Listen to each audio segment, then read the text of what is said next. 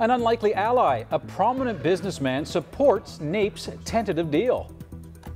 Misinformation and scare tactics about bankruptcy, I think, are not legitimate.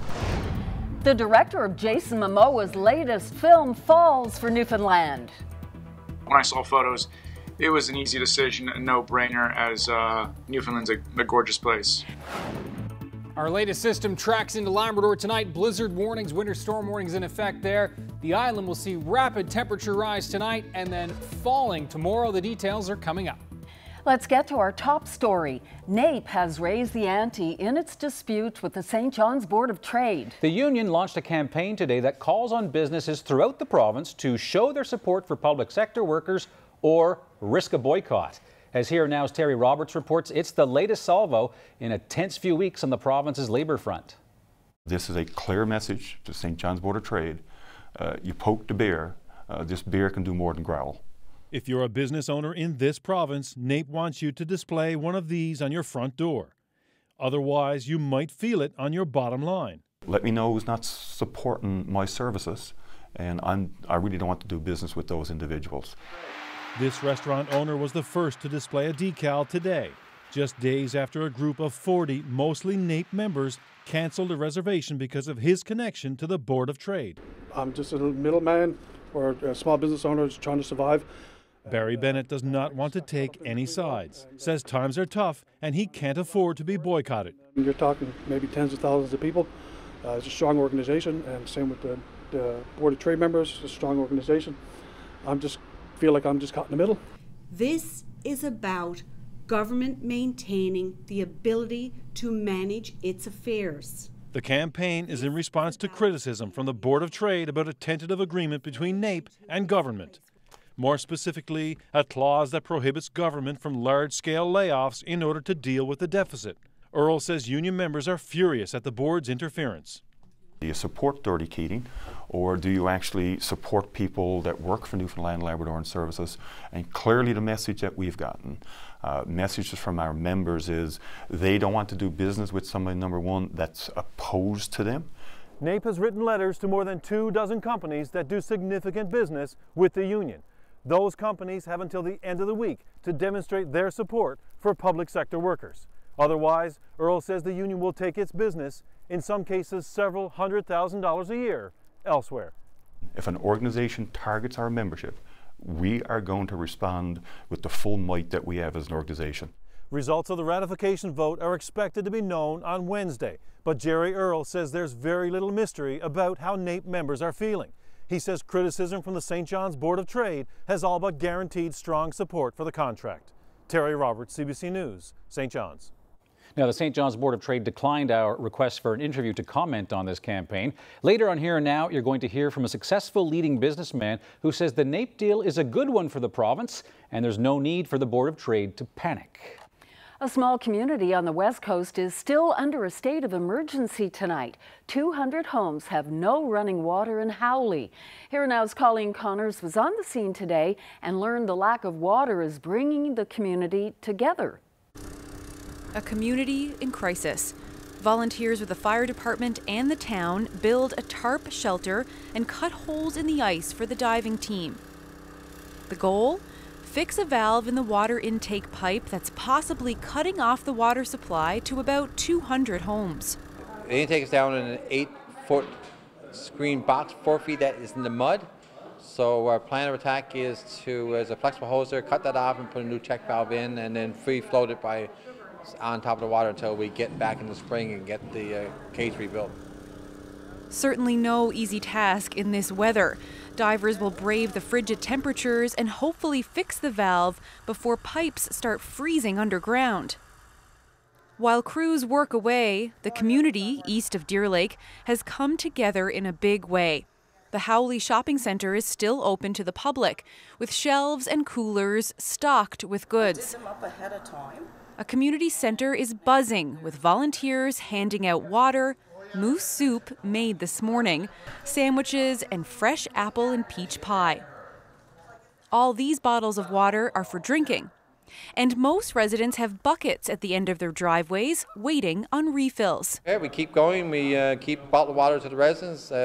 My Kelly and Sons had a tanker truck now going around and delivering flushing water to the houses. People got the buckets out to the road. Water hasn't come out of the taps since Sunday night. Anyone needing a shower can take advantage of the water well at the RV park. While the mood here is certainly upbeat, it may not stay that way for long. The water system is 40, maybe 50 years old, and there is no quick fix on Sandy Lake today. The mayor says the state of emergency will stay in place until February 1st, but hopefully things will get resolved long before that and water will be running through people's taps again soon. Divers are trying to assess that mechanical damage below the water here, but of course this stormy weather is certainly making things much worse and making things go a lot slower than planned. Colleen Connors, CBC News, Howley. It's been 5 years since hunting of the George River caribou was banned. The number of animals left in the herd is even lower now. For thousands of years, Indigenous people in the Big Land relied on those animals. Nowadays, their descendants contemplate a world without an animal that is vital to both their culture and their livelihood. Here Now's Jacob Barker takes you now to Northern Labrador to meet the people that this ban affects most directly. Just a few decades ago, you didn't have to travel far outside Hopedale to find caribous to feed your family. In the late 80s, this whole area that was covered. All the main caribou herd was basically all around town. We would have to actually come out here and drive slow because the caribou were there, and they would actually have to move to let us come through. There were an estimated 800,000 in the George River herd then, but it's not like that today. The numbers are down by 99%. Only 9,000 remain. The Innu are still killing them. The wolves are still killing them. The bears are still killing them. They're still getting disease and sickness still killing them. So I can't see this herd lasting. It will be gone. In a matter of years, it'll be gone. The Innu continue to hunt for ceremonial purposes. That's prompted the Nunatsiavut government to speak out against them, but they still want to work with the Innu Nation to find a solution. Nunatsiavut has asked the province to allow a 1% hunt of the animals. 90 caribou would be divided amongst Labrador's Indigenous groups. It's my belief that we should be allowed to kill them. I think if our government went ahead and had a bit of backbone and let us do a subsistence hunt, that we could still do it. That I don't think our subsistence hunt would go ahead and make these animals extinct. I think they're going to get extinct no matter what happens. While it may be near impossible to find a caribou around Hopedale, to the north, near Nain, you may catch a glimpse. As I was driving up to the third pond here, I come up onto the caribou that were just grazing here along the third pond, and 15 to 20 maybe took off with a leader up front up here. It's an experience that brings a smile to David Dicker's face. It was pretty good to see. One that made him think of hunting caribou with his father as a child. Him actually taking me out as his son and showing me the way of life and how we hunt caribou as a people, you know, and teaching me the ways of how to hunt. Dicker respects the ban, though it's been difficult. It hurts to not be able to hunt them, even though it's been in our diet and in our way of life, and a lot of my people want to hunt them and are craving the meat. For me to respect the ban, it's, like I said, it's mixed emotions for me. But he believes in the ban. With proper management, he hopes things could turn around. It helps in saving the caribou. It helps in making people realize that it is wrong, and if people was to go out and hunt the caribou, the numbers would decline for sure. Whether or not the provincial government would allow a limited hunt of the animals remains to be seen, but for many that miss the animals so much, even a small hunt would make a big difference. Jacob Barker, CBC News, Nunatsiavut. Now, still on the story, this afternoon, the provincial government issued a statement saying it will not be listing the George River caribou herd as an endangered species. The province says it made the decision based on recommendations from Indigenous groups. The government does say it wants to come up with a long-term survival plan as soon as possible. St. John's has lost another direct flight overseas. WestJet has cancelled its direct flight from St. John's to Gatwick Airport in London, England. It's disappointing news not only for people looking for inexpensive flights to the UK, but also for businesses that cater to tourists visiting the province. Here Now's Carolyn Stokes reports. The WestJet counter at St. John's Airport will need a marketing update. Sure, they still have a direct flight to London Gatwick, but not from St. John's, not anymore. Now that flight has been moved to Halifax. The news came as a surprise to this avid traveler and blogger. Every time I flew the flight, I flew it 3 times in the last 2 seasons, and every time I was on it seemed quite full. So I thought the flight was doing well. But not well enough. WestJet says the decision was based on supply and demand, and there's more of both in Halifax. For Melissa Hogan, the flight was a convenient and inexpensive way to visit London and access all of Europe. These days it kind of just feels like one more thing. You know, the economy's not great, and now we had this direct flight, it was great, and now they're taking it back, taking it away. It's hard once you've had it to lose it. Restaurant owner and inn operator Todd Perrin is more concerned about people getting on the island than getting off. It's a door closing to Newfoundland and Labrador, so there needs to be more and varied ways to get here from more and varied places to grow the industries. He says the province's advertisements have been a great enticement for tourists, but government should also invest more in access. I think it's time for government to spend more time looking at tourism as a business and less of it as a PR opportunity. You know, like, it's all well and good to market, but if people can't get here, what's the point of them seeing an ad?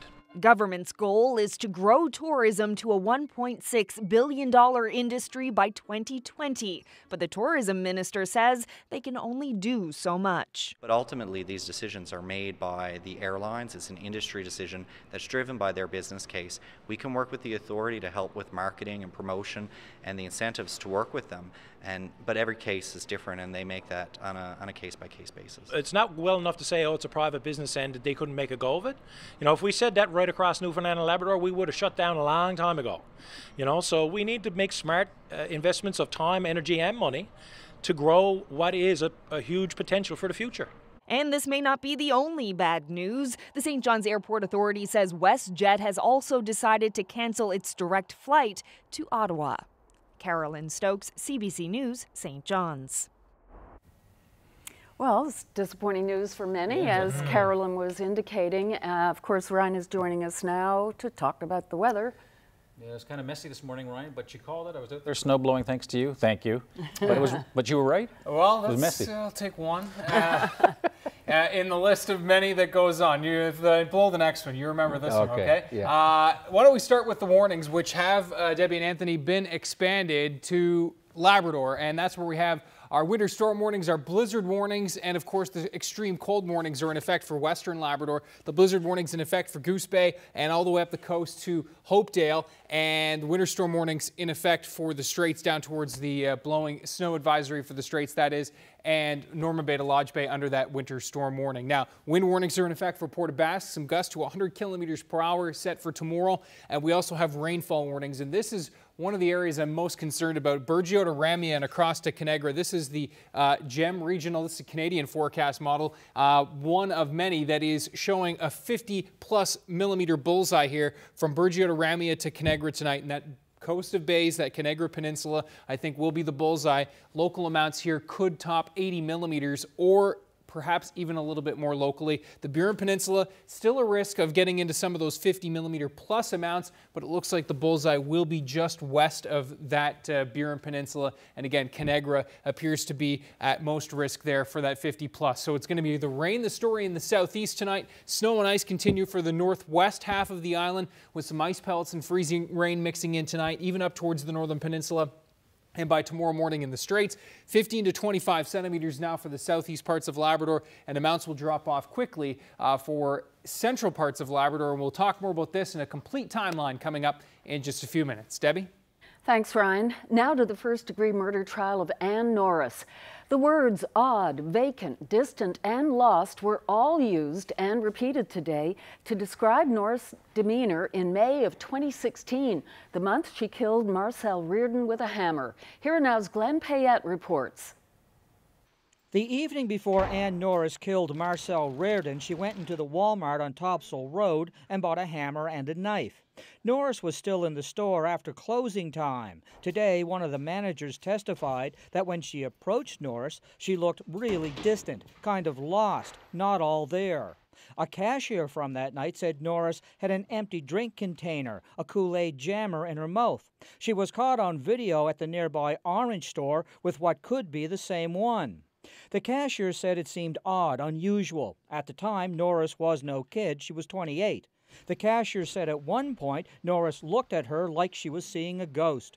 4 days after Norris killed Reardon, she went back to that Walmart. The word was out that she might be shoplifting. So the assistant manager followed her around the store.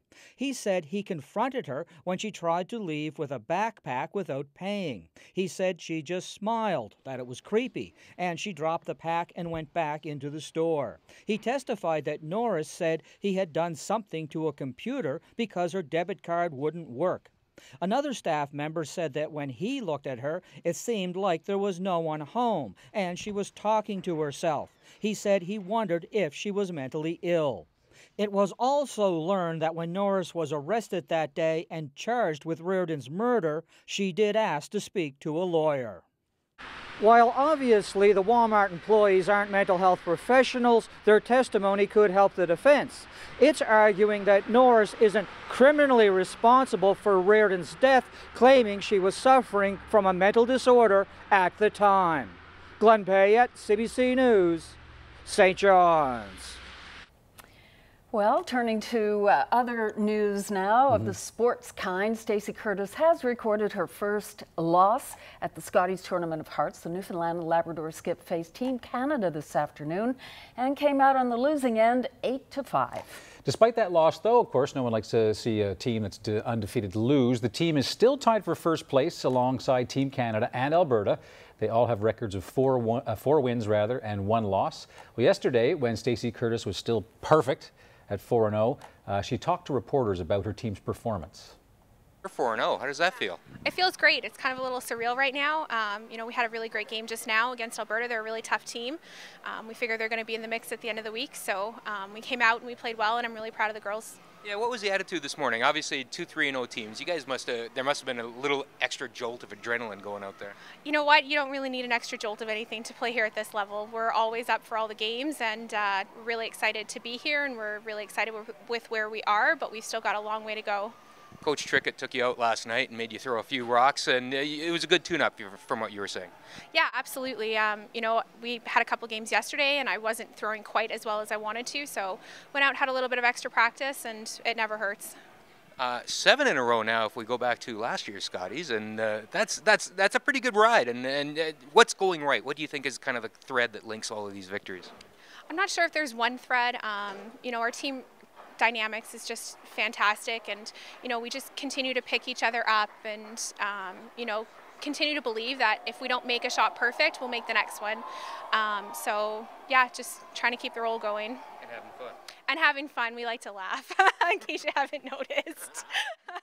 It's a great attitude. Good luck to them. And if you want to take in some curling closer to home, don't forget the men's tankard is underway at the Remax Centre in St. John's. Yeah, between now and Sunday, the top men's teams in Newfoundland and Labrador are playing to see who's going to represent the province at the Brier this year. Doesn't mean that there's no layoffs. There are layoffs. Why one prominent businessman supports NAPE's tentative agreement. That's next.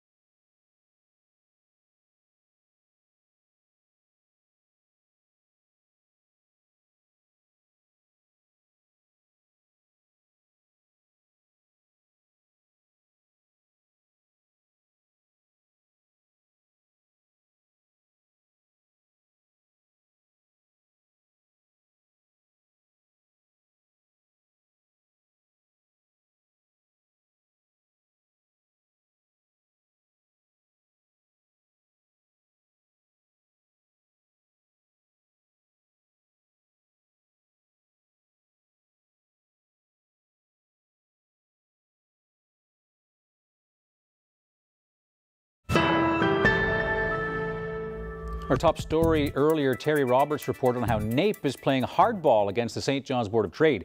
The union is encouraging businesses to show their support for public service workers or else they could risk losing business. Well, Paul Antle, a well-known businessman who also happens to be a Liberal, wants the rhetoric between both sides to die down. But he says the Board of Trade should tone down its message of doom and gloom. Well, Paul Antle, some people in the business community have a problem with this no layoff clause. How come you don't? Well, look, I was just watching what was going on between NAPE and the Board of Trade, and the information I found was erroneous, false, and it just didn't do anything to help things. So I decided to speak out and just voice my own opinion, and I did it publicly. And so you don't think that this no layoff clause sends any negative signal to New York so that our ability to borrow, what are we borrowing, $2 million a day right now? You're not worried about that? Well, look, the no layoff clause is restricted. So, I mean, I read the text. It doesn't mean that there's no layoffs. There are layoffs. There's the attrition program that government has in place. That's going to result in 1,400 to 2,000 jobs in the next couple of years. There's layoffs if there's efficiencies found in government, if there's a reduction in demand for a service. Right. The layoffs are on the table. So the layoff clause is very restricted in its application. And the claims that it's going to cause us to go bankrupt are just fictitious. You're an upstanding business leader in the province, and the circles of people in your tax bracket are pretty tight. Are your fellow business friends, are they giving you any kind of, like, Paul, what are you doing? Well, you know what? I think everybody is looking for the optimism. I'm optimistic. I've invested in the province. I have a lot of business interests here, and I continue to do more. Yep.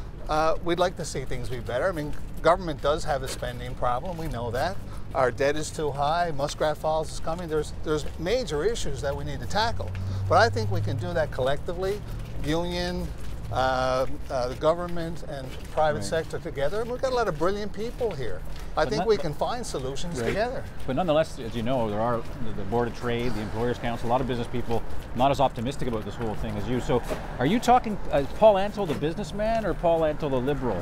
How do we know? I'm Paul Antle, the businessman.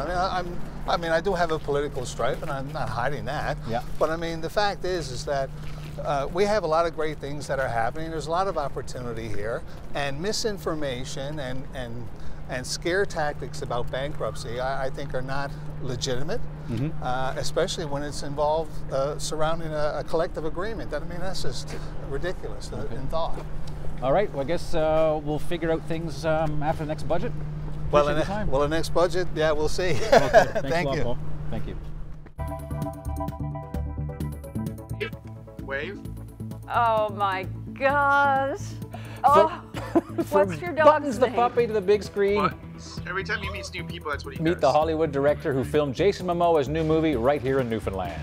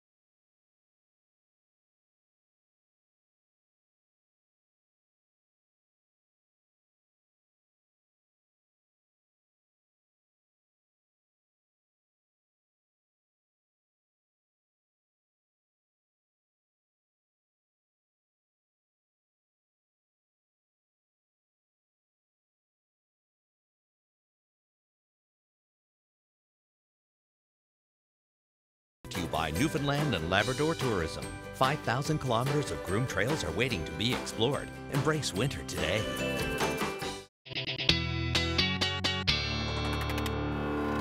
As the ad says, embrace winter today. We are embracing it, sort of. No choice, no choice. We embraced it today. Tonight it kind of falls off the tracks, especially here in the east and into central, where we're going to see a rapid temperature rise, rain coming in.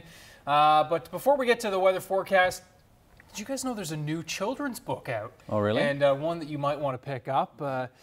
Linda Freeman posted this on my Facebook page today. I think it's making the rounds on Pinterest and some of the other social media realms out there, and so she thought I would get a kick out of it.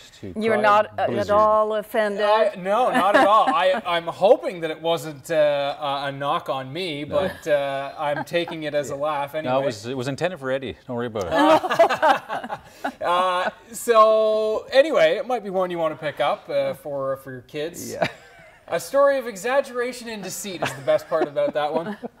Now, we do actually have blizzard warnings in effect. So thanks to Linda for the laugh today. Where we have the blizzard warnings in effect is what we talked about just off the top of the show. 15 to 25 centimeters on the way for southeastern parts of Labrador. That blizzard warning in effect for Cartwright, Rigolette, and up towards Makovic, and also Hopedale with some very strong winds, gust up to 100 kilometers per hour there, plus the snow. Happy Valley Goose Bay likely in the 15 centimeter range as well. Amounts really drop off towards Churchill Falls. Snow and ice pellet accumulation tonight in the 10 to 15 centimeter range for the northwest half of the island, including Corner Brook. We are looking at the southeast half of the island. It's rain tonight, and that rain will really stream in towards the coast of Bays area. As I mentioned earlier, that's where we have the rainfall warnings in effect. Current temperatures, the warm air is finally now pushing in. Cape Race is up to +1. Unfortunately, there are no active weather stations functioning on the Burin Peninsula, so we can only guess that it's above zero there as well. You can see some heavier precip working up into the Clarenville, Bonavista Vista region, Terra Nova as well. Likely going to be seeing some steady ice pellet freezing rain action there before temperatures rise through this evening. Gander into some ice pellets. Badger, that darker purple back towards the Stephenville area. Likely starting to hear some tap, tap, tap on the windows. And it's snow for the northern peninsula tonight. And there is the latest radar return, which does show some of that steadier precip working up towards Clarenville and Bonavista Vista. Some of that could be coming down as some heavy freezing rain, so do keep mindful of that. Double-digit temperatures at Sable Island right now. The warm air, it's out there, and it's going to be moving in through the evening into the overnight. Have a look at temperatures flirting with the double digits for tomorrow morning for central, especially eastern parts of Newfoundland. Definitely can't rule it out. My official forecast is a little bit shy of that as we take a look at your bus time temperatures in at least the 8-9 degree temperature range. Not ruling out some double digits. Winds certainly going to be gusty in from the south, 70 to 80 kilometers per hour. Winds southeasterly, a little bit northwesterly though for the northern peninsula, and northerly for the Straits and up toward the Cartwright region. It's a very chilly start again. By the way, minus 41.5 in Wabash this morning. A mild minus 36 though tomorrow morning, so not quite as cold. Have a look at your timeline here. 7 a.m. tomorrow morning, the rain is coming down at times heavy across eastern Newfoundland and the Avalon. Starts to move off into the late morning. Cold front comes through, looks like about midday in the lunchtime hour. Temperatures will go from, again, the 7, 8, 9 degrees in the morning to -3 and -4 into the afternoon. So it is really going to drop in a hurry into the afternoon. Chance of some flurries in the mix. Clarenville rather, and out towards Terra Nova, Bonavista Vista, Gander, Grand Falls, Windsor, the coast, the Bay of Exploits rather. Sunny breaks not out of the question, but again, temperatures really dropping from above zero to -5 and 7 into the afternoon. Onshore flurries for the southwest coast and especially the west coast tomorrow. Temperatures into the afternoon in the -7 to -8 range by home time. Winds will gust to 80 for most, but gust to 100 in Port aux Basques where that wind warning is in effect. Ice pellets, freezing rain mixing in early on for the northern peninsula. Back to some flurries. Temperatures into the afternoon, -3 to -6, gust to 100 Cartwright and up the coast towards Makovic, where again we have those blizzard warnings in effect. Really nasty day there. Happy Valley Goose Bay, not quite as strong, but gusts to the 70, 80 kilometer per hour range there in -12. -23, sunshine, one spot in Labrador City. We'll walk you through your long range coming up. He is an imposing presence. Actor Jason Momoa of Aquaman and Game of Thrones fame is back in the province to shoot season 3 of Frontier, a Discovery and Netflix project. And it seems Jason Momoa loves Newfoundland. He's been sharing pictures like these from Gros Morne, where scenes for Frontier are being shot. And with over 5 million followers on Instagram, that's not bad promotion for this province. Remember the plan? Yeah. Go! Momoa's latest film, Braven, was partially shot in Newfoundland as well. And where's Braven?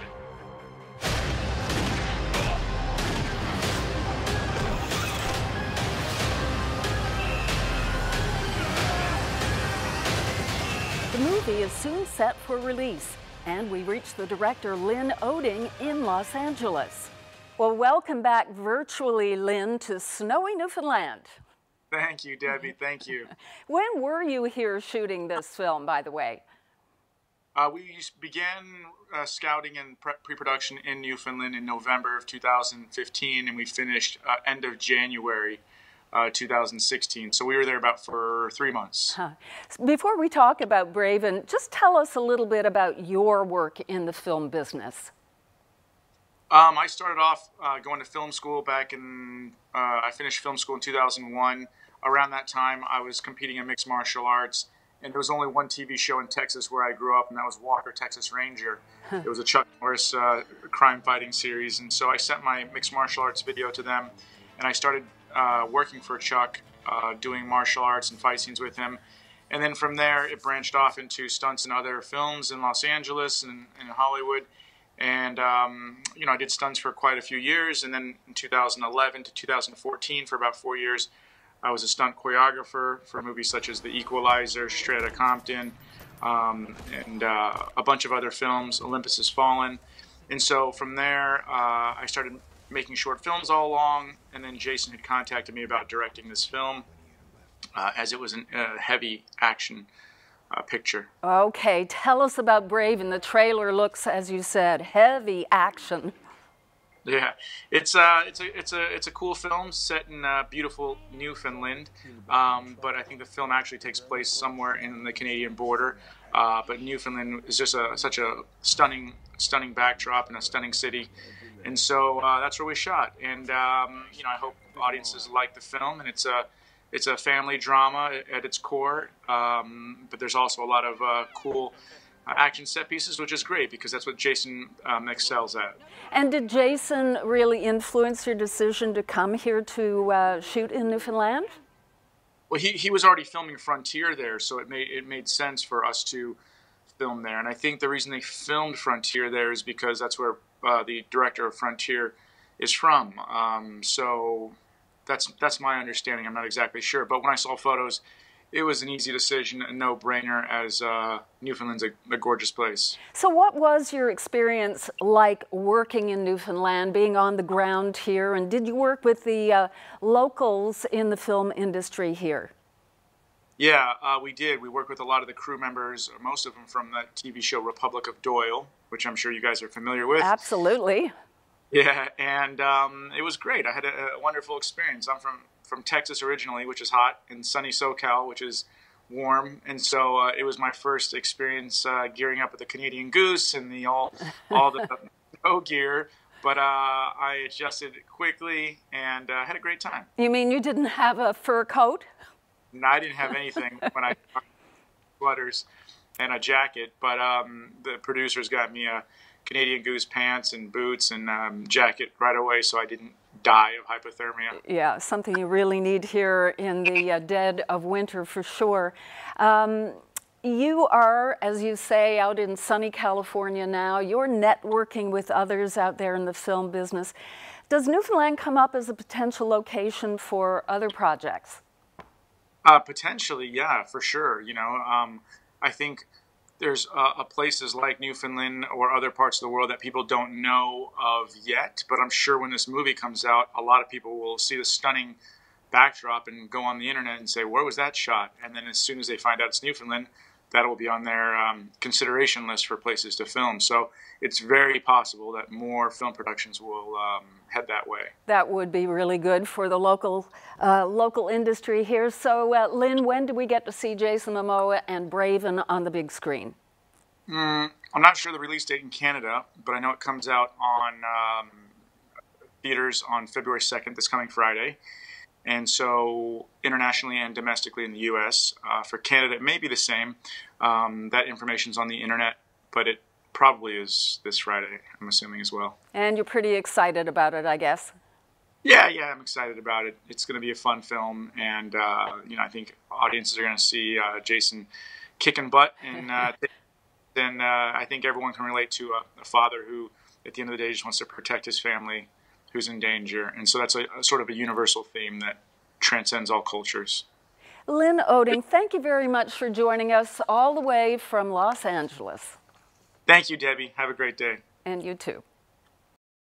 What a down-to-earth guy for a big Very filmmaker. down-to-earth. I must say it was enjoyable having a chat with Lynn. So where do they actually shoot? Well, it was in and around the St. John's area. There's Kitty Vitty Gut. You could see Leo's Fish and Chips place pops up, Logie Bay. So not too far afield. But it's interesting with Jason Momoa and Aquaman, and there's going to be a spin-off movie for him. So that's good for us. Yeah. A lot of people I look forward looking for to him. seeing this intricate, plot-driven movie and a lot of axes, apparently. City is a city for all, no matter what your faith and beliefs, no matter where you were from. A message of tolerance at last night's remembrance service.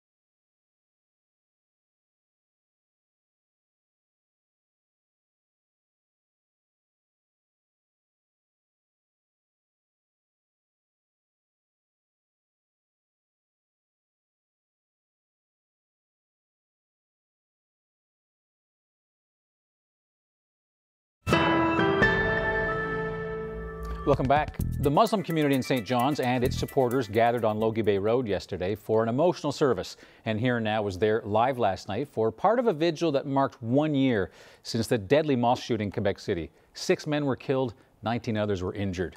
The mayor of St. John's spoke at last night's service, saying the city stands in solidarity with the Muslim community.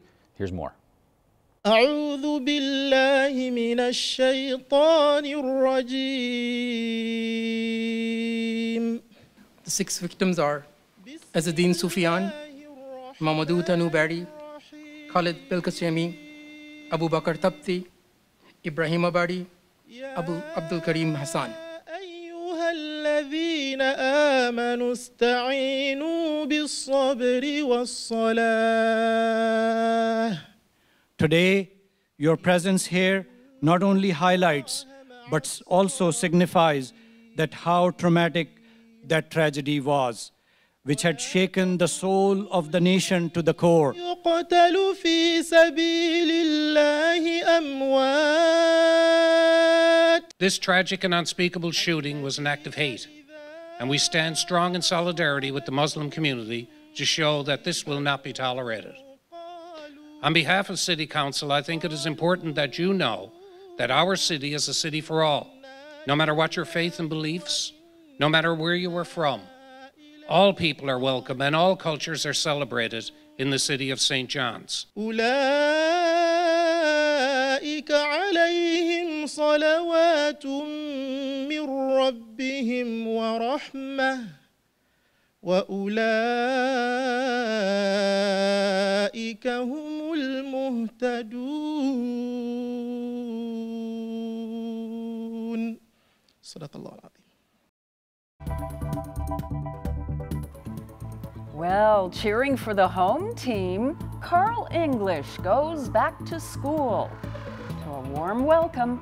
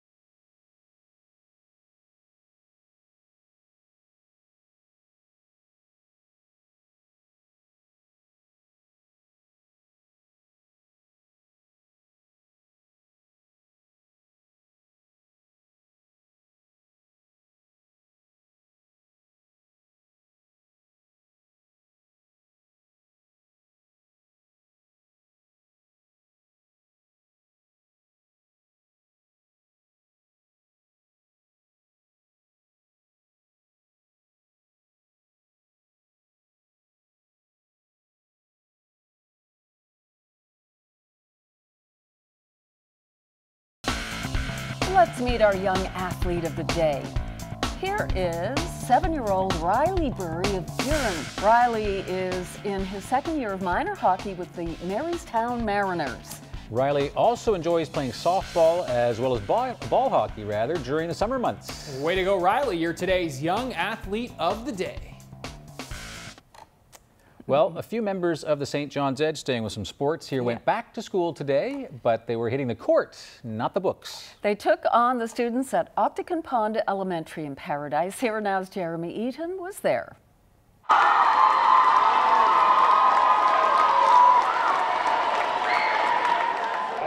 have a good fun. Thanks for having us. And let's get started. Let's go.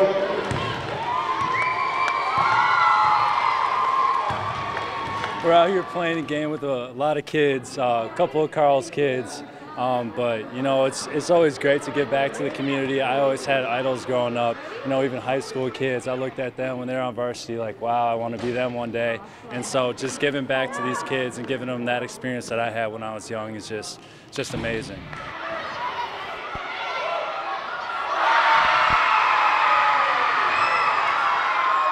Well, I'm holding the St. John's Edge's flag.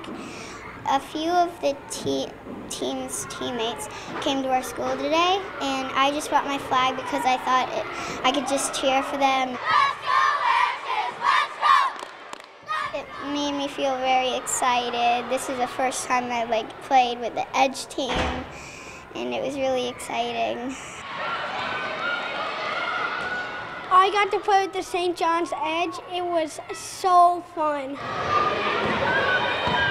What was it like seeing him play here at Octagon Pond Elementary? Very, very, very weird. Weird? Why was it weird? Because, I think they're supposed to play in their own stadium or somewhere else. Yeah, it's so important, you know, just coming out here, and we all play for a reason and we all love the game, but, you know, when you can impact someone else's life positively, it's just nothing beats that.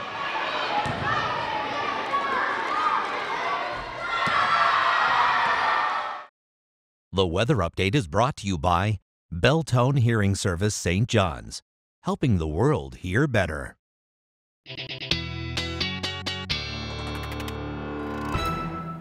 It's pretty incredible. Before we get to the weather, one of those kids sort of got a three-pointer there, nothing but net. I'm not sure if you caught that watching, but yeah, beautiful shot. A lot of excitement. They were having a ball. Yeah. It's good on Carl and the other members of the Edge. So before we get to the weather, we wanted to talk about a possible future contender for your job. Absolutely. Yeah, take a look at this, Mr. Snoddon, see what you think, because you never know whose future is where. Today, it's really snowy and it's kind of windy. Well, it looks like I've got some competition from an old floor model TV. Just kidding. That is, of course, Quinn Smith. There he is. She is 5 years old and lives in Arnold's Cove, and yeah. Somebody said getting ready for your retirement. Yeah. I think that's away in the future. yeah, I think A few years to go, Quinn. Yeah, although, you know. Some days we all feel like that. I've been getting more gray hairs Older. these days. Yeah. Great on you, Quinn. Yeah. I'm glad you love the weather, and hopefully you enjoy watching the forecast. I know many kids, including Quinn, are probably looking forward to some snow. We had some today. We're going to lose some tonight with the rain coming. And then everybody wondering, okay, so January's been really weird in St. John's and the east, and even central with not much in the way of snow. Even the west has been kind of snow hungry. How does February shape up? Well, here's the weather setup. We've got that system coming in now. Of course, the mix to rain for most of us tonight. Note the system that's coming across the Canadian prairies. A southerly flow ahead of that, and another warm up on the way for Friday and into the Saturday time period. There's the low that we're dealing with right now. In case you missed it earlier, there are your highlights for tonight and through Wednesday. Again, the rain is the story for tonight into Wednesday morning across the island. That big bullseye there for the south coast, going to keep keeping an eye on that. Snow mixed with ice pellets for the northwest half of the island. Some freezing rain mixing in here as well. The snow is the story for Labrador tonight and through the day tomorrow. Blizzard warnings in effect for the coast of Labrador. There are your temperatures for tomorrow afternoon. We are waking up to plus side temperatures, 7, 8 degrees, even 8 or 9. Not out of the question to see some double digits for the eastern parts of the island tomorrow morning, but temperatures will tumble. Winds will be in from the southwest, gusting to 80 kilometers per hour, a little bit lighter inland, and again, some gusts to 100 along the coast of Labrador tomorrow. Here's how it plays out. There's the mixing through tonight for the northwest, central, and then the northwest. Note the rain that it will be at times heavy through tonight into tomorrow morning across the east. Snow and below across Labrador and the coast will be really stormy through the day on Wednesday, even into Happy Valley Goose Bay. Starting to taper off Wednesday evening into the overnight. The cold rush of air comes back in across the island. As we roll into the Thursday time period, note that the winds are going to be a little bit southerly, increasing clouds, and by the end of Thursday, our next system is starting to roll in. Lots of moisture still off to the south and west as of Thursday evening, though we will see some flurries edging into as far as central parts of Newfoundland. Some light snow beginning in Corner Brook and pretty quiet through Labrador. Some flurries, though, underway for you folks in Labrador City at -16. Now watch the track of this next system. Once again, well to the west, and it does appear that even for Corner Brook and the west coast, we will mix over to some rain here after a little bit of snow on the leading edge. That most of the island changes to rain. It's back to snow for Friday night, and there is certainly the potential to see some accumulation on the backside of this system with this cold front and the way it's set up. Even for St. John's and the Avalon for Saturday morning, may pick up a quick shot of snow here as that cold front departs. We'll be keeping an eye on that. And then for the next system, Sunday into Monday, well, forecast models, obviously this is a long way out, but are flirting with yet another warm up here for eastern parts of Newfoundland, if you can believe it. So the roller coaster ride that was January does look to continue at least into early February. As I mentioned a couple of nights ago, it does look like cold air is going to try and push back towards the middle of the month, but certainly it's kind of the same old for the next 7 days as we kick off February. A little cooler in the west and better chance of some snow potential, especially into early next week. And for Labrador, big time cold, especially in the west. That is a high of -30 on Saturday. And even in Happy Valley Goose Bay, snow and cold, the name of the game through the weekend. Thanks, Ryan. Winter Olympics are coming up. That's going to affect Here and Now schedule. We'll give you some more information about that as we get closer to the games. Let's hope we don't see too much of this. A Swiss snowboarder who won gold at Sochi is recovering today after an especially scary wreck at the X Games.